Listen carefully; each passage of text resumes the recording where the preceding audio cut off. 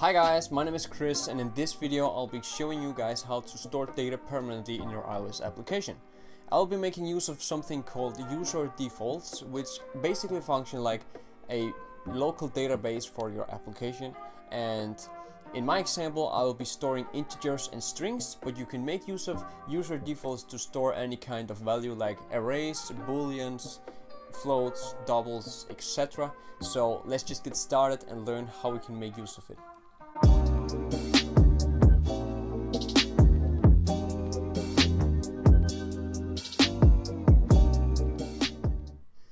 First of all, I will open up xCode and hit create new xCode project. Then select single view application and call this application for the storage app. Storage app. Yeah, and then hit create. So I will go into the main storyboard and find what I need to give an example of this. So the first thing I will add is a button, and I will put that here in the left corner, and a label, which I will put in the right corner.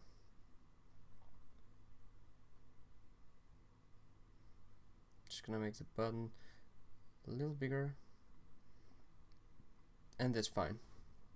I will then open my assistant editor and control click and drag these to up here. So first the label, and I'm gonna call it counter label, and then I'm going to create an action out of this button. So I will say counter button, and it will be in action. I can now close this down and go into the viewcontrol.swift file on the left side. So here we have these two. The first thing which I will do is create a variable for a counter. So I will say var counter equals 0. So we will start at 0, and then I'll create a let called defaults with an S, because we are gonna make use of this let value to store this variable, and this will be equal to userdefaults.standard. And I'm gonna get back to this let here. First of all, I want to say that every time we press the button, we want to say counter plus equal 1, because we want to add a value to this counter. And then we will say counter label.text equals the counter, because we want to display the counter value. So if I compile and run this application right now, this will work perfectly, but we don't store any values yet. We would like to store the values, so let's do that. Down here below, we will make use of the defaults let I just created. So I'll say defaults.set, and then we get presented with all these values here, which means that we can store values in many forms: integers, floats, booleans, arrays, and actually anything you want to. But we are going to make use of integers, so I'll say set value for integers, and the integer will be counter. Then we have to specify a key, and this key is unique for the value you want to store. So I'm just going to call this counter key. So now we are actually storing this value to the app, but we have to load it as well. And we could potentially do that here in view.didLoad, but because of view.didLoad is not actually the last thing which will load when you open up your application, I would like to make use of the function called view.didAppear. So I'll say override function view.didAppear. So when your view appears, I want to load the data here. So wait a second, override. And down here, I will first of all check if this defaults value for the counter key is equal to nil, or if there's actually a value stored in here. So I'll say if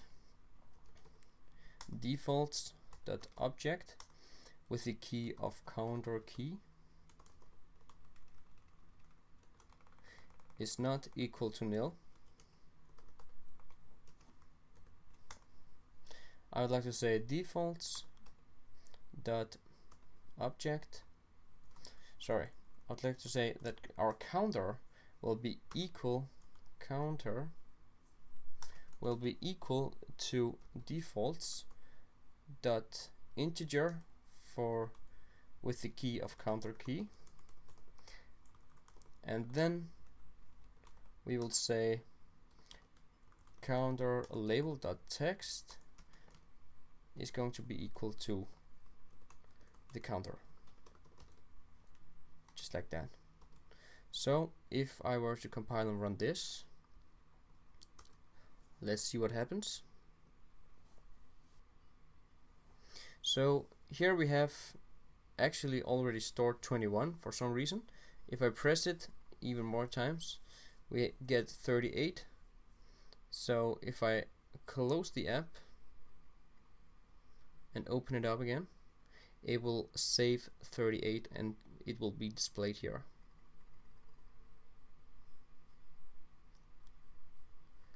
And it says 46 now.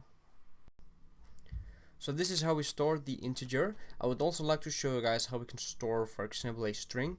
So I will give you another small example here. So I will put the label inside here, and then I'll find a text field and put that in here as well, and then a button. So for this example, I will create a little pet app. So you can type in your pet's name here, and when you press the button, it will save your pet's name in the label. So I will now open up the assistant editor and drag these things in here. So I will make some space and start off with the button. I'm just gonna call it pet button, and of course this is an action. And then the text field, so I'll control click and drag that in here and call it pet text tf for text field, and then the label, which will be pet label. I can now close this down and go into the view control.swift file. So in here I will start off by saying that pet tf.text, no sorry, the pet label dot text will be equal to the pet text field dot text. So whenever we type something in the text field and press the button, it will be displayed in the label. So now we want to store this, so we will say defaults dot set, and I'm going to choose any in this case, and then in here I will say pet tf.text, and the key will just be pet name. And down here I will then say that pet.tf.text is just going to be empty. So just like that. And whenever the view appears, so we are done loading up the data, we would like to do the same but in a different way. So here I will check by saying if let x is equal to equal to defaults dot object of pet name, and this is as a string. We will then put the pet label dot text equal to x. So we are basically doing the same here as we did with the integer, but in a different way. So if we compile and run this now, we have our simulator, and if I call my pet for, I don't know, Tigo, I don't know, that's a weird name, and press the button, we will get the name up there. And if we close down the application and open it up, we will see that Tigo will be displayed here. So the data has loaded successfully and it was saved successfully. That is it, boys and girls. Thank you so much for watching. If you liked the video, that's awesome. If you didn't like the video, I hope you like the next one. If you have any questions to the code or to the video itself, definitely leave a comment below. And want to see more of me and these videos in the future, go hit that subscribe button below. Otherwise, keep on smiling and be happy and take care. Bye bye, guys.